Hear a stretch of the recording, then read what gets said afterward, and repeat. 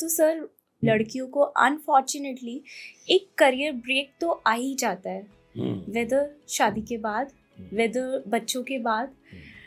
वो how to cope up with that situation, क्योंकि वो भी एक हार्ट ब्रेकिंग होता है सर।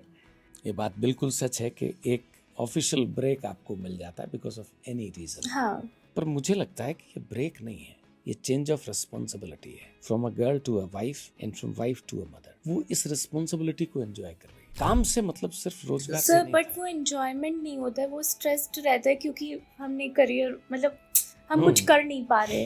एक बच्चे का जीवन बना रही हैं आप, और क्या करना चाहते हैं? एक नई जिंदगी बच्चे को दे रहे हैं आप। Now that is your product, उसको तैयार करना।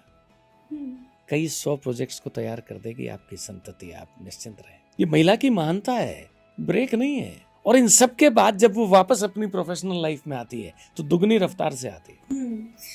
सर बट कॉन्फिडेंस कहीं ना कहीं ब्रेक हो जाता है during the process. How to bring back that confidence to start something again, जब बच्चे बड़े हो गए हैं, बाकी रिस्पॉन्सिबिलिटी से अब थोड़े फ्री हो गए हैं, तो how to build the confidence back? Confidence को रीगेन करने के लिए ये बहुत जरूरी होता है कि आपका माइंडसेट नहीं बदले। करेक्ट।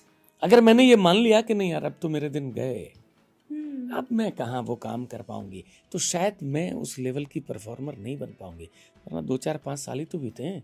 पहले मैं एक थी, अब मेरी संतति मेरे साथ है। और माँ की सबसे बड़ी ताकत उसकी संतति होता है, बेटा हो या बेटी हो।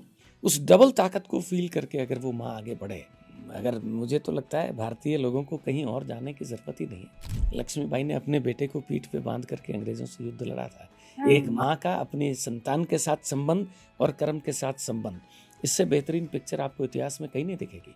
और हमारे भारतीय गांव में तो ये पिक्चर आम है।